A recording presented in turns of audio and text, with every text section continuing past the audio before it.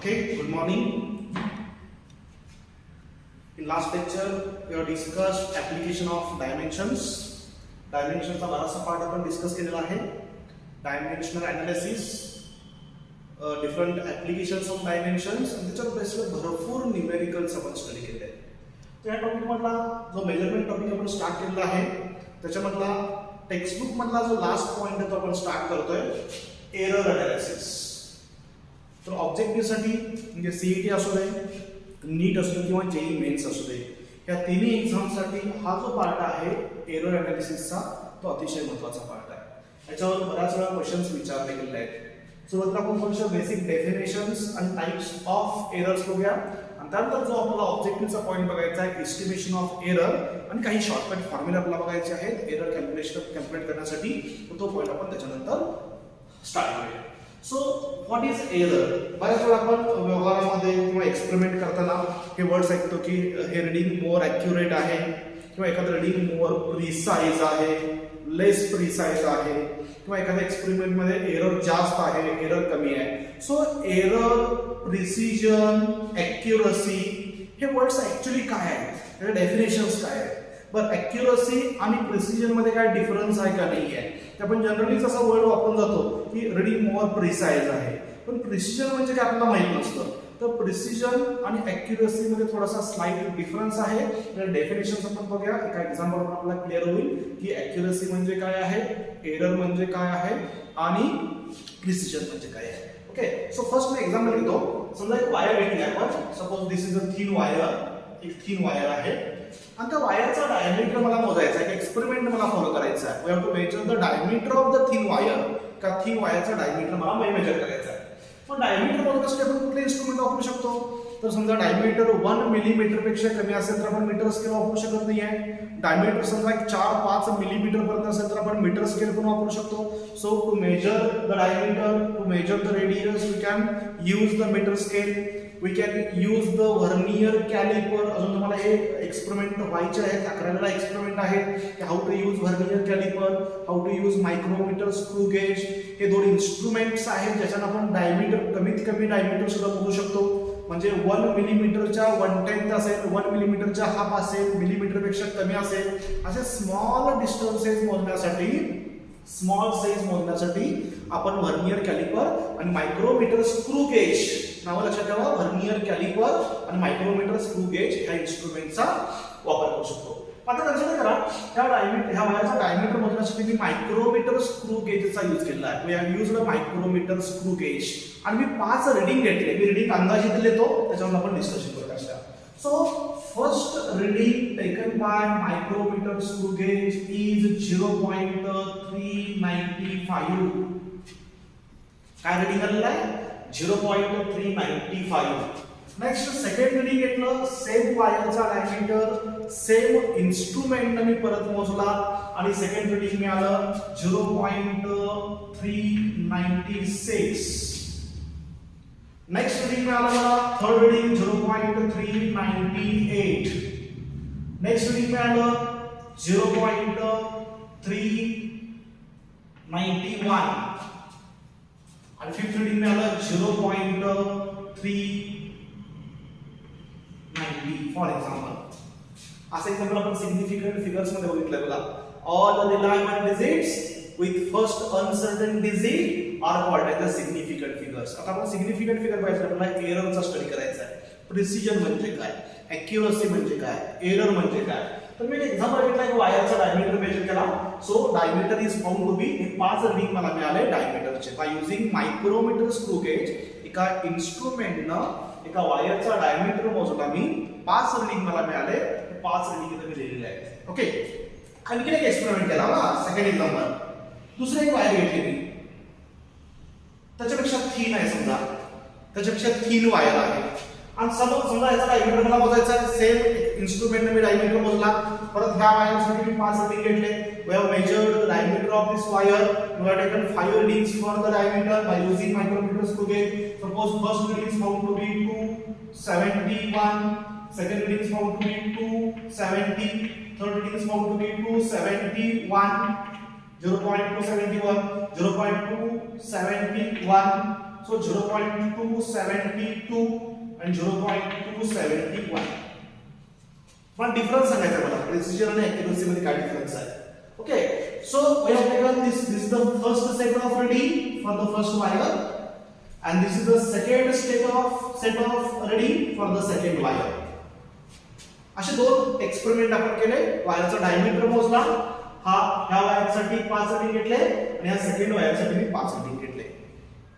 आता याच्यामध्ये तुम्ही ह्या रीडिंग जर ऑब्झर्व केला तर ह्या रीडिंग मध्ये कोणतेही रीडिंग रिपीट झालेलं नाही. बघा, रिपीट झालेलं नाहीये. ओके, आता रिपीट झालेला असू दे किंवा नसू दे, ह्या सगळ्यांचा जो मीन असतो, सगळ्यांचा जो एव्हरेज असतो, average of all these readings, त्या सगळ्यांचा मी डायरेक्ट अरिथमॅटिक मीन घेतला, एव्हरेज घेतला.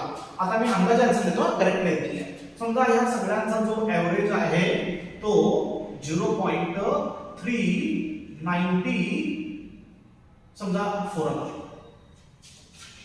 फॉर एक्झाम्पल ना, अंदाजे मी हा एव्हरेज घेतला, हा एव्हरेज रीडिंग झाला.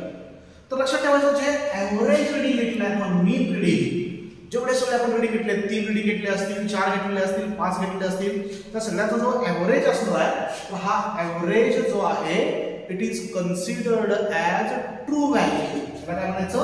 True value. ट्रू व्हॅल्यू किंवा correct value. Correct value, true value और करेक्ट व्हॅल्यू, याला कन्सिडर करायचं आहे. ट्रू व्हॅल्यू पॉसिबलच नाहीये, करेक्ट मेजरमेंट घेणं पॉसिबलच नाहीये. लक्षात ठेवायचं, आपण ह्या सगळ्यांच्या एव्हरेजला काय म्हणलं? True value. मग असं काय, ही ट्रू व्हॅल्यू आणि फर्स्ट रीडिंग याच्यामध्ये काय डिफरन्स आहे का नाही आहे? डिफरन्स आहे. ह्याच्यामध्ये काय डिफरन्स आहे का नाही आहे? डिफरन्स आहे. ह्या दोन्हीमध्ये डिफरन्स आहे का? डिफरन्स आहे. म्हणजे ह्या दोन्हीमध्ये ट्रू व्हॅल्यू आणि ही मेजर्ड व्हॅल्यू, आपण मेजर केलेली व्हॅल्यू आणि ट्रू व्हॅल्यू, याच्यामध्ये जो डिफरन्स आहे, that difference is called as error. ही सिंपल बेसिक डेफिनेशन मी पहिल्यांदा सांगणार आहे. What is error? Error is the difference between true value and measured value. First simple definition एररची, error is the difference between true value and measured value. आता actual definition काय आहे? तर कोणतंही रीडिंग तुम्ही एक्सपेरिमेंट करताना जे रीडिंग घेतो आपण, कोणतंही रीडिंग घेताना 100% ॲक्युरेट रीडिंग घेणं पॉसिबल नाही आहे. कोणतंही रीडिंग आहे, कधी किती रीडिंग घेतलं तुम्ही, नो मेजरमेंट इज 100% ॲक्युरेट. हा, कोणतंही रीडिंग 100% ॲक्युरेट नसतं. There is always some uncertainty. There is always some uncertainty in the measurement of any physical quantity, and that uncertainty in the measurement of any physical quantity is called as error. So what is error? Error is, दोन definition आहे बघा. Error is uncertainty in the measurement of any physical quantity. कोणतीही physical quantity measure करताना जी uncertainty असते, अशाश्वतता म्हणतो मराठीमध्ये त्याला, but uncertainty in the measurement of any physical quantity is called as error. दुसरी सिंपल डेफिनेशन काय सांगितली मी? The difference between true value and measured value is called as a error. True value आणि मेजर्ड व्हॅल्यू मधला जो difference असेल that is called as a error. True value आपण कशाला म्हणलं? तर आपण हे मानलेलं आहे ट्रू व्हॅल्यू कॅल्क्युलेट करणं पॉसिबलच नाही आहे. पण ट्रू व्हॅल्यू आपण कशाला म्हणलं? करेक्ट व्हॅल्यू कशाला म्हणलं आपण? तर जेवढे सगळे आपण रीडिंग घेतो त्या रीडिंगचा जो मीन असेल, एव्हरेज असेल, that average is considered as a true value. आणि ट्रू व्हॅल्यू आणि मेजर्ड व्हॅल्यू मधला जो डिफरन्स असेल त्या difference is called as a error. बघा, ॲक्युरसी म्हणजे काय? ॲक्युरसी बघा डेफिनेशन काय आहे. डेफिनेशन ऐकल्यानंतर तुम्हाला थोडंसं अवघड वाटेल, पण मी एक्झाम्पल सांगतो. ॲक्युरसी इज डिफाइन्ड ॲज, सर्वांना ऐका, accuracy is defined as measure of how measured value is close to the true value. Accuracy of any measurement is the measure of how measured value is close to the true value. म्हणजे काय? आपण major केलेली value first reading आपण घेतलं आहे 0.395 is the first reading diameter of the wire. हा true व्हॅल्यूच्या किती क्लोज आहे, किती क्लोज आहे ह्याचं मेजरमेंट करणं म्हणजे ॲक्युरसीचं मेजरमेंट करणं. म्हणजे मेजर्ड व्हॅल्यू ट्रू व्हॅल्यूच्या जेवढा क्लोज असेल, जेवढा जवळ असेल, तेवढी अॅक्युरसी काय असणार आहे, जास्त असणार आहे. मला सांगा ह्याच्यामध्ये डिफरन्स किती आला असणार बघा, 0.395 0.394 मध्ये डिफरन्स किती आहे? त्या फर्स्ट रीडिंग मध्ये डिफरन्स किती आहे?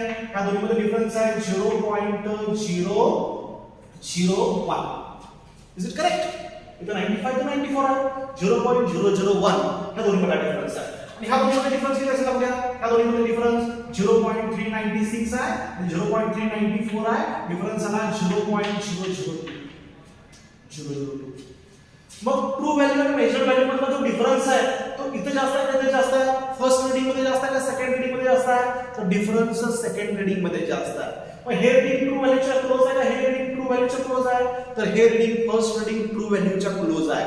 म्हणजे सेकंड रीडिंग पेक्षा फर्स्ट रीडिंगची ॲक्युरसी काय आहे, जास्त आहे.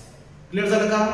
म्हणजे एखादं रीडिंग ट्रू व्हॅल्यूच्या किती क्लोज आहे त्याचं मेजरमेंट करणं म्हणजे ॲक्युरसी मोजणं.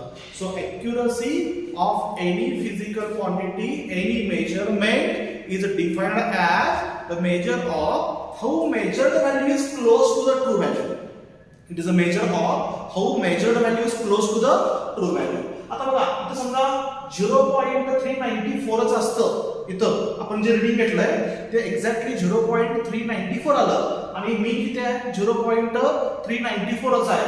दोन्ही रीडिंग जर सेम असलं तर डिफरन्स 0 आला, म्हणजे एक्झॅक्ट रीडिंग आलं तर इथं एरर काय असणार आहे, एरर 0 असणार. म्हणजे ॲक्युरसी काय असणार आहे, ॲक्युरसी 100% असणार.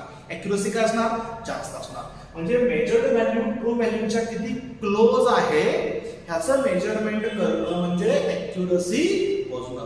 So when the reading is said to be more accurate if it is close to the true value. When reading is said to be more accurate when it is close to the true value. सर्वांना ॲक्युरसीची definition काय आली का? Error एकमेकांच्या reciprocal आहे. ज्या reading मध्ये error जास्त आहे त्याच्यामध्ये ॲक्युरसी कमी असणार, ज्याच्यामध्ये एरर कमी आहे त्याच्यामध्ये ॲक्युरसी जास्त असणार आहे. Reading should be more accurate. Reading कसं पाहिजे, मोर ॲक्युरेट पाहिजे, एरर कमी पाहिजे. ओके, आता नेक्स्ट एक वर्ड जो मला कन्फ्युज करण्यासारखा आहे. आता आपण बघितलं की एरर म्हणजे काय आणि ॲक्युरसी म्हणजे काय. What is accuracy? ओके, आता आपल्याला बघायचं आहे what is precision. When the reading is said to be precise. Precision, precise म्हणजे काय, रीडिंग प्रिसाइज असणं म्हणजे काय. आता लक्षात द्या, परत कंपेअर करूया आपण हे दोन रीडिंग्स, दोन एक्सपेरिमेंटल सेटअप्स. आपण डायमीटर मोजला वायरचा, 5 रीडिंग घेतले. सेकंड एक वायर आपल्याकडे आहे, थोडीशी थिन आहे, त्याचा डायमीटर मोजला by using micrometer screw gauge. परत हे मी 5-6 रीडिंग घेतले. 5 म्हणा किंवा 6 रीडिंग घेतले. आता ह्या दोन रीडिंगचं कंपॅरिझन केलं तर आपलं रीडिंग कुठलं रिपीट झालं का बघा. एकच रीडिंग जास्त रिपीट झाले का बघा.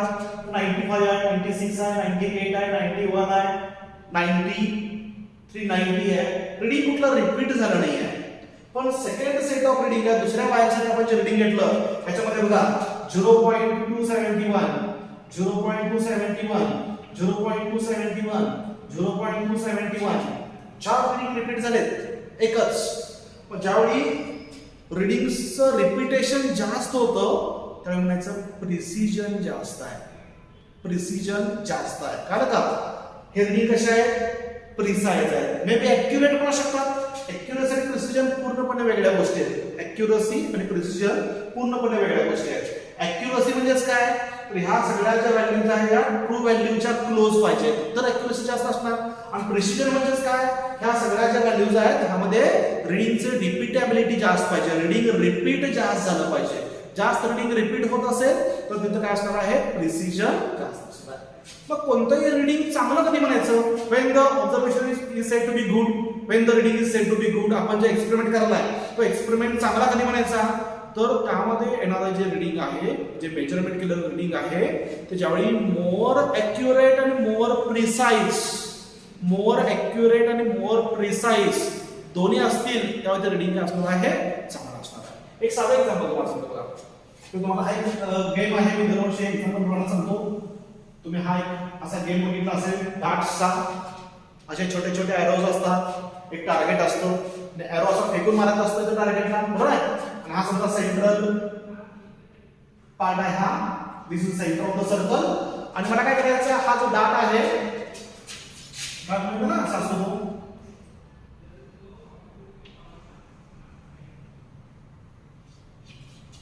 असं आपण थ्रो करून मारतो टार्गेटवर ओके समजा माझ्याकडे 3 डाट्स आहेत 3 स्टोन्स आहेत माझ्याकडे आणि आपलं एम काय आहे एक्सपेरिमेंट काय आहे we have to hit the center of this circle by using this stone माझ्याकडे 3 स्टोन्स आहेत आणि मला हा काय करायचा आहे स्टोन बरोबर सेंटरला स्ट्राइक करायचा आहे फ्रॉम अ पर्टिक्युलर डिस्टन्स समजा मी पहिला स्टोन इथून स्ट्राइक केला असा थ्रो केला आणि तो समजा इथे लागला फर्स्ट स्ट्रोक इथे लागला हा this is central part second stroke इथे लागला आणि थर्ड स्ट्रोक इथे लागला माझं एम काय आहे we have to strike the centre of the board by using the stone हा पहिला स्टोन मी थ्रो केला तो इथे लागला सेकंड इथे स्ट्रोक झाला थर्ड इथे झाला जे 3 रीडिंग जे आपण घेतले आहेत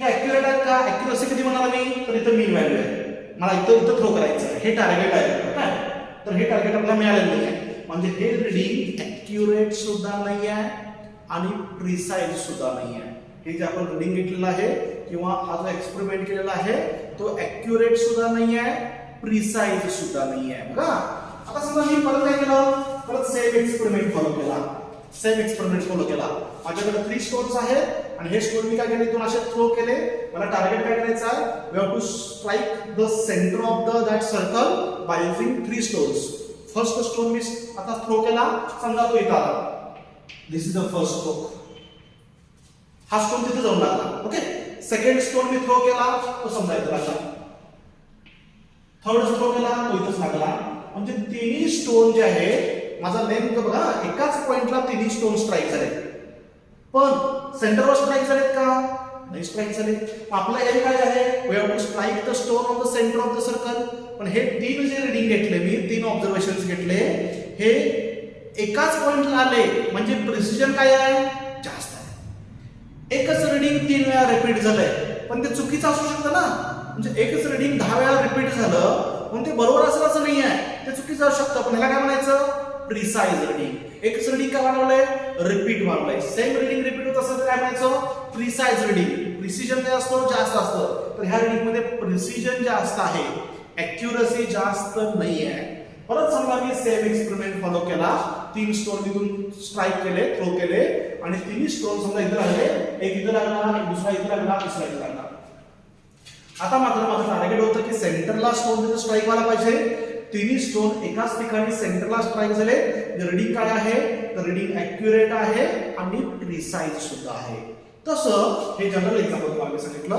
कोणताही एक्सपेरिमेंट करताना लॅब मध्ये तुमचं रीडिंग कसं असायला पाहिजे तर ते ऍक्युरेट असायला पाहिजे आणि प्रिसाइज सुद्धा असायला पाहिजे म्हणजे त्याची जी मीन व्हॅल्यू आहे ट्रू व्हॅल्यूच्या जवळ यायला पाहिजे आणि कसं असायला पाहिजे रिपीटेबिलिटी जास्त पाहिजे जेवढी रिपीटेबिलिटी कमी असेल तेवढं प्रिसिजन कमी असणार जेवढी रिपीटेबिलिटी जास्त असेल तेवढं प्रिसिजन काय असणार आहे जास्त असणार आहे so reading should be more precise and more accurate आता आपण मेन पॉइंट करेंगे ठीक सो व्हॉट इज एरर आपण बघितलं what is error the uncertainty in the measurement of any physical quantity is called as error uncertainty in the measurement of any physical quantity is called as a error.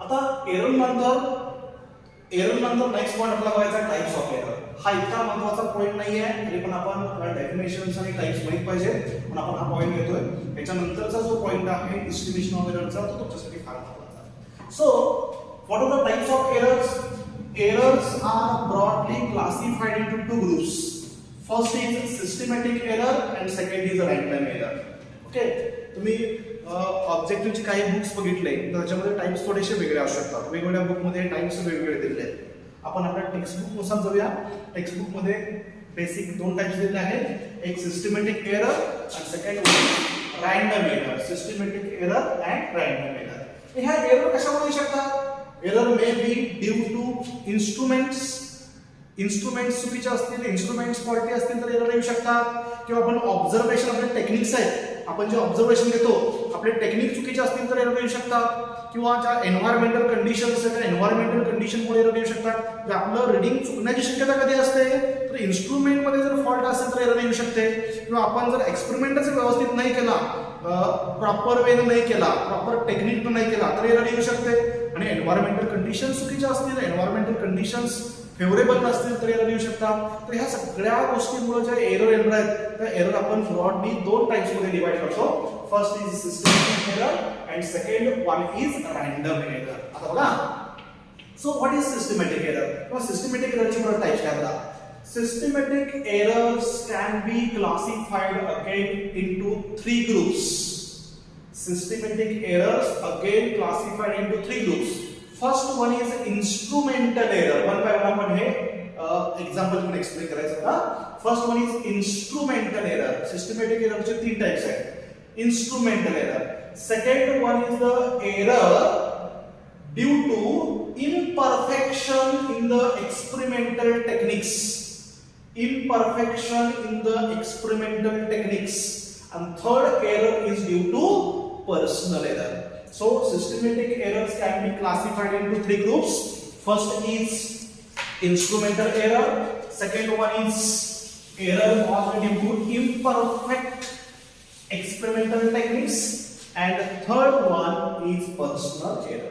मग instrumental error म्हणजे परत काय बघा, आपण instrumental error एखादा example बघूया आपण म्हणजे क्लिअर होईल. सिंपल लँग्वेज मध्ये सांगायचं असेल तर एक सिंगल सेंटेन्स लक्षात ठेवा. The error which is caused due to faulty instrument or faulty calibration.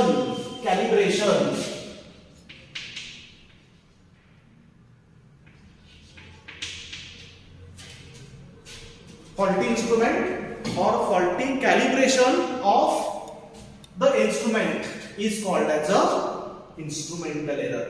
Calibration चुकीचं असेल. कॅलिब्रेशन म्हणजे तुम्हाला काय सांगता येईल लक्षात, इन्स्ट्रुमेंटच फॉल्टी आहे पण त्याचं कॅलिब्रेशन चुकीचं आहे तर एरर येत असेल त्या एररला म्हणायचं इन्स्ट्रुमेंटल एरर. पुन्हा म्हणतो बघा, the error which is caused due to faulty instrument or faulty calibration of instrument is called as instrumental error. एक साधा एक्झाम्पल बघा आजचा. समजा एक आपल्याकडे मीटर स्केल आहे. Okay, suppose this is the metre scale. Metre पट्टी आपल्या घरीमध्ये लाकडीची मीटर पट्टी असते ती मीटर स्केल आहे. ओके, उदाहरण मीटर स्केल आहे समजा. आता मीटर स्केलवर मार्किंग कसं असतं, समजा इथून स्टार्ट झाली मीटर स्केल 0, मग 10 लाईन्स, ह्या 10 लाईन्स असतात, मग 1 सेंटीमीटर, परत 10 लाईन्स असतात, मग 2 सेंटीमीटर, परत 10 मिलीमीटरच्या आपण असतात त्याच्यामध्ये 3 सेंटीमीटर, असं करत समजा इथं लास्ट जी लाईन आहे इथं आलं 100 सेंटीमीटर. 0 to 100 सेंटीमीटर म्हणजेच 1 मीटरची एक मोठी स्केल आहे, मीटर स्केल आहे. इमॅजिन करा. हा म्हणजे एक लाकडी पट्टी आहे, लाकडी पट्टीवर असं हे लेबलिंग केलेलं आहे. त्याला आपण हे जे लेबलिंग करतो ह्याला म्हणतात कॅलिब्रेशन. एखाद्या एक्सपेरिमेंटल इन्स्ट्रुमेंटवर आपण जे मेजरमेंट लिहितो, मेजरिंग साठी जे अंक लिहितो, जे मेजरमेंट लिहितो त्याला म्हणायचं कॅलिब्रेशन. कॅलिब्रेशन करणं म्हणजेच काय, ते मेजरमेंट ह्याच्यावर प्रिंट करणं. आता हे कॅलिब्रेशन करताना समजा ही जी स्केल आहे, फॉर एक्झाम्पल बघा, ही जी पट्टी आहे ती घेताना मी 99 सेंटीमीटरची घेतली. किती, जी पट्टी आहे ती 99 सेंटीमीटरची घेतली. 99 सेंटीमीटरची मी वुडन स्केल घेतली आणि त्याच्यावर मी लिहिताना मात्र काय केलं, इथं 0, 10 लाईन्स काढल्या, 1 असं करत मी 100 लिहिलं. म्हणजे स्केल किती आहे याच्यावर दिसतं किती, 0 to 100 म्हणजे 100 सेंटीमीटर रिडिंग दिसतं. पण पट्टीची लेंथ ऍक्च्युअली किती आहे, 99 सेंटीमीटर आहे. म्हणजे ही जी स्केल आहे ही चुकीचीच आहे ना. हा जो इन्स्ट्रुमेंट आपण घेतलेला आहे, ऍज अ इन्स्ट्रुमेंट आपण स्केल घेतलेली आहे, ही फॉल्टी आहे. का फॉल्टी आहे, तर रिडिंग दाखवतो 100 आणि स्केल मात्र किती आहे, 99. पण समजा अशी स्केल जर मी ह्या वॉलची हाईट मोजण्यासाठी किंवा ह्या ब्लॅकबोर्डची हाईट मोजण्यासाठी वापरली आणि समजा ह्या स्केल मधून स्टार्ट केली, 1 2 3 4 5 स्केल बसल्याबरोबर, तर मी काय म्हणणार, 5 मीटरचा ब्लॅकबोर्ड आहे. 1 मीटरची स्केल असेल तर 5 मीटरचा ब्लॅकबोर्ड आहे. पण प्रत्येक एका मीटर मध्ये कितीची एरर आली, कितीचे मेजर करताना किती मोजलं आपण 100 सेंटीमीटर, पण पट्टी कितीची आहे 99 सेंटीमीटरची आहे. म्हणजे 1 सेंटीमीटर कमी आला. म्हणजे एकदा मी इथून इथपर्यंत एक स्केल मोजली तर 1 सेंटीमीटरचा फरक पडला. इथून पुढे एक मोजली 1 सेंटीमीटर. 5 मीटर जर लेंथ दाखवत असेल तर लेंथ ऍक्च्युअली किती असणार आहे 5 मीटर पेक्षा 5 सेंटीमीटर काय असणार आहे कमी असणार आहे. म्हणजे प्रत्येक मेजरमेंट मध्ये काय एरर आले सेम एरर आले. हा प्रत्येक मेजरमेंट म्हणजे एक मेजरमेंट घेतलं 1 सेंटीमीटरचा फरक पडला, आणखीन एक मेजरमेंट घेतलं आणखीन 1 सेंटीमीटरचा फरक पडला. सो सेम रीडिंग इथे काय वाढलं बघा, सेम एरर इथे रिपीट वाढले. सेम एरर काय वाढले रिपीट वाढले.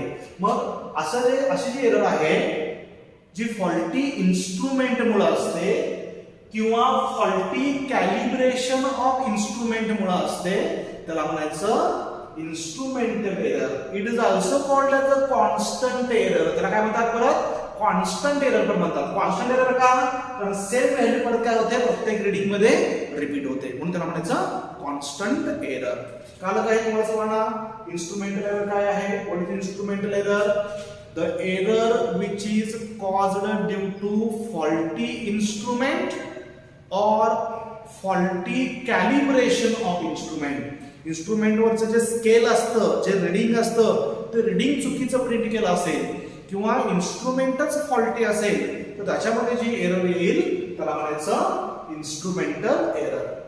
मे बी तुमच्या टेक्स्टबुक मध्ये आपण दिलेल्या नोट्स मध्ये एक्झाम्पल वेगळे असू शकतात. हे एक्झाम्पल वेगळे सांगितले बरोबर का. एक्झाम्पल वेगळे असतील पण याचं मिनिंग आणि बेस समजून घ्या की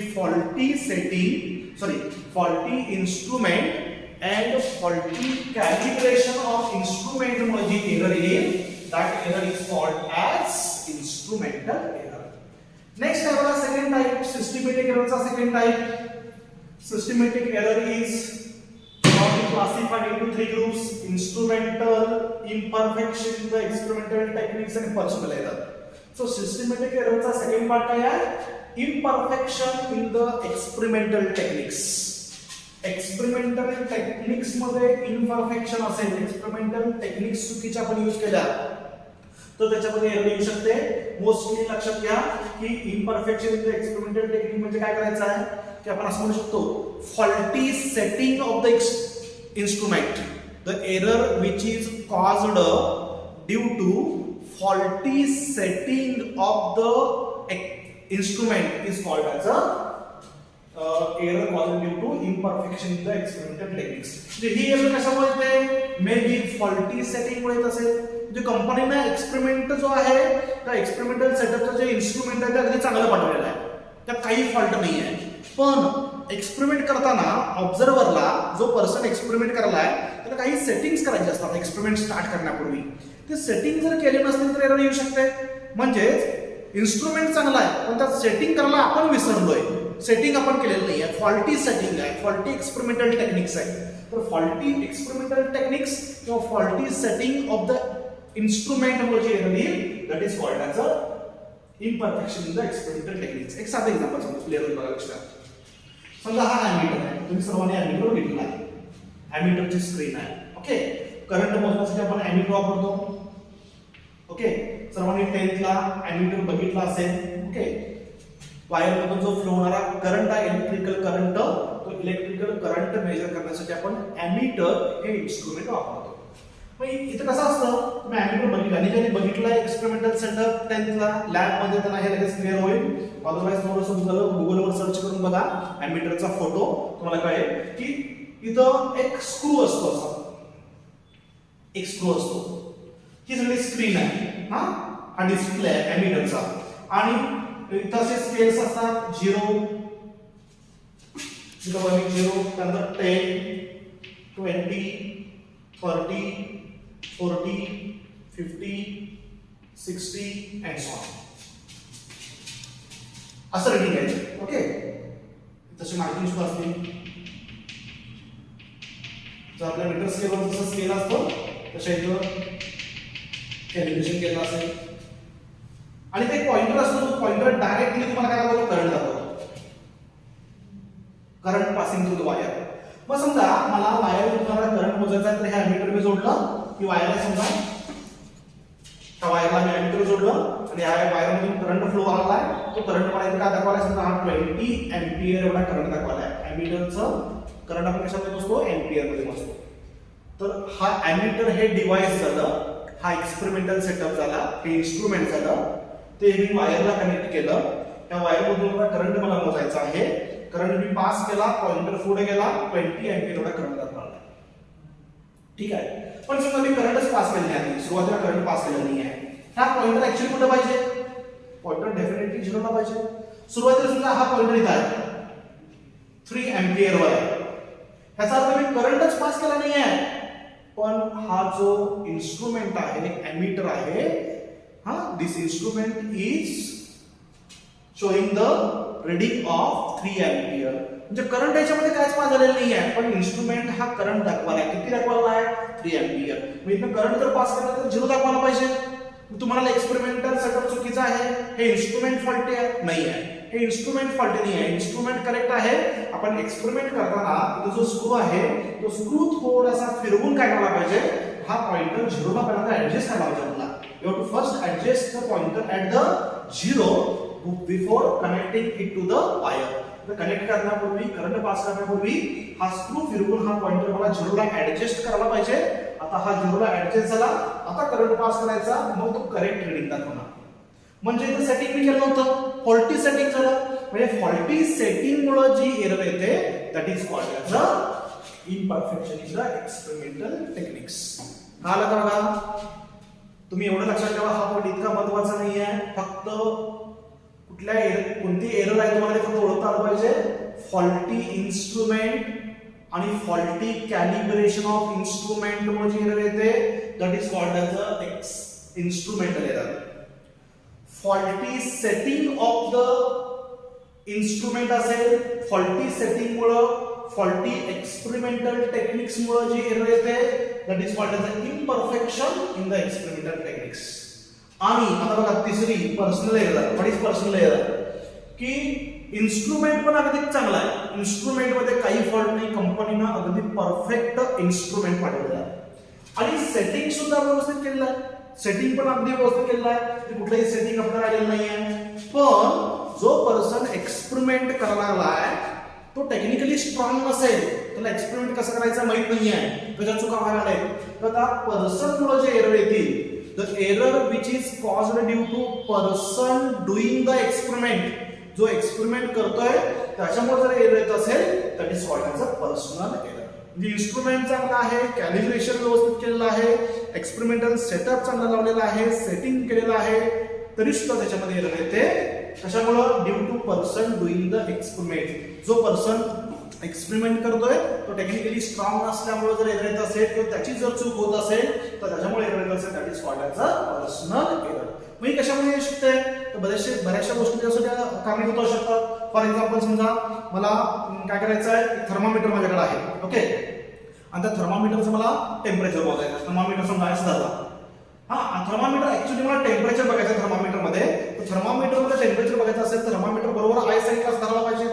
तर तुम्हाला 25 degree Celsius, 25 degree Celsius, 26 degree Celsius ह्या लेवलला दिसेल. तुम्ही थर्मामीटर असा वर धरला, हाईटला धरला असं थर्मामीटर वर, आणि मग बघितलं तर रिडिंग 1-2 डिग्रीनं कमी जास्त दिसू शकतं. वर बघितलं तर रिडिंग जास्त दिसणार. थर्मामीटर असा खाली धरला आणि खाली बघा लागलं इकडं, तर रिडिंग कमी दिसणार. तर मग प्रॉपर आय साईडला तुम्हाला थर्मामीटर धरला पाहिजे. मग ही एरर कुणामुळे आली? थर्मामीटर चुकीचं नाहीये, त्याच्यावरचं कॅलिब्रेशन चुकीचं नाहीये, पण मी एक्सपेरिमेंट करताना व्यवस्थित करत नाहीये, तर माझ्यामुळे एरर आली. That is called as a personal error. So error which is caused due to person doing the experiment is called as a personal error. मग आपल्याला समजा व्यवस्थित दिसत नाहीये आणि आपण ऑब्झर्वेशन केलं, आपल्याला व्यवस्थित दिसत नाहीये, हा, तर person is having lack of sense. हा, so this error may be caused due to limitations in the sense of sight. Sense of sight म्हणजे मला व्यवस्थित दिसत नाहीये, त्याच्यामध्ये लिमिटेशन्स आहे. Limitations in the sense of hearing, sense of touch. काही experiment मध्ये मला आवाज ऐकून रिडिंग लिहायचं असतं. साऊंडचे एक्सपेरिमेंट आहे, म्हणजे साऊंड मॅक्झिमम तयार व्हायला का मिनिमम तयार व्हायला मला ऐकायचं आहे, पण मला ऐकायलाच येत नाहीये, तर साऊंडचे रिडिंग मी घेऊ शकत नाहीये, मग त्याला म्हणायचं personal error. So the error which is caused due to person doing the experiment due to limitations in the sense of sight limitations in the sense of hearing, limitations in the sense of touch is called as a personal error. तर ह्या तीन systematic error झाल्या. आणि second one जे आहे ते random error. म्हणजेच काय, एक्सपेरिमेंट चांगला आहे, कॅलिब्रेशन व्यवस्थित केलेलं आहे, सेटिंग व्यवस्थित केलेलं आहे आणि एक्सपेरिमेंट करणारा व्यक्ती सुद्धा एक्सपर्ट आहे, एक्सपर्ट टेक्निकली स्ट्रॉंग आहे, पर्सनल एरर पण कमी यायला लागले, म्हणजे एक्सपेरिमेंट किती व्यवस्थित तो करावा लागला आहे. हे सगळं असताना सुद्धा एरर येऊ शकते due to sudden changes in the environmental condition.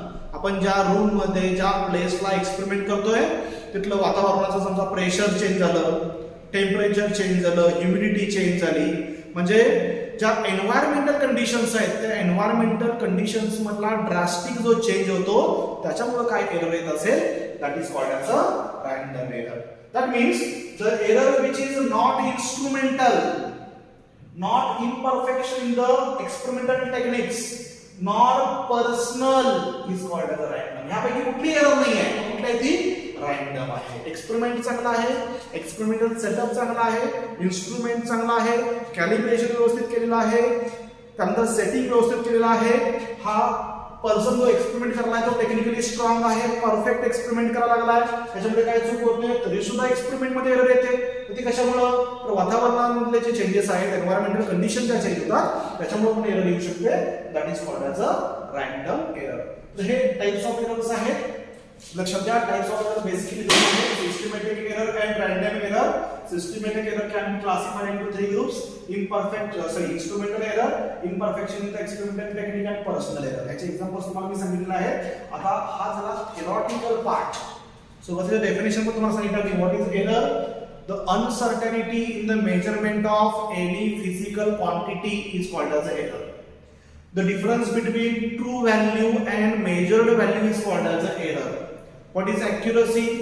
Accuracy is the measure of how measured value is close to the true value. How measured value is close to the true value. What is precision? Precision म्हणजे काय?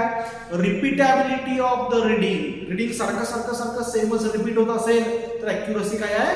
जास्त आहे. मग कोणताही experiment करताना reading चांगलं कधी म्हणायचं, तर ते मॅक्झिमम रिपीट पण झालं पाहिजे आणि ट्रू व्हॅल्यूच्या क्लोज पण पाहिजे, म्हणजे ॲक्युरेट सुद्धा पाहिजे आणि प्रिसाइज पण पाहिजे.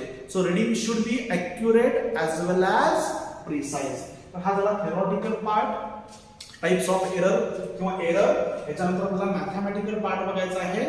So how errors can be minimised, तो एक पॉईंट बघायचा आहे आपल्याला, तो आपल्या टेक्स्टबुक मध्ये यावर्षी दिलेला नाहीये, तो एक एक्स्ट्रा पॉईंट बघायचा आहे. आणि मग मॅथमॅटिकली एरर कशा कॅल्क्युलेट करायच्या, म्हणजे एव्हरेज एरर म्हणजे काय, मीन व्हॅल्यू म्हणजे काय, ऍब्सोल्यूट एरर कशी कॅल्क्युलेट करायची, रिलेटिव्ह एरर कशी कॅल्क्युलेट करायची, आणि मग फायनली पर्सेंटेज एरर कशी कॅल्क्युलेट करायची. तो जो मॅथमॅटिकल पार्ट आहे तो आपण नेक्स्ट लेक्चर मध्ये. ओके, तर हा जो पार्ट आहे हा परफेक्ट करा. नेक्स्ट लेक्चरला आपण मॅथमॅटिकल पार्ट हा डिस्कस करू. थँक्यू.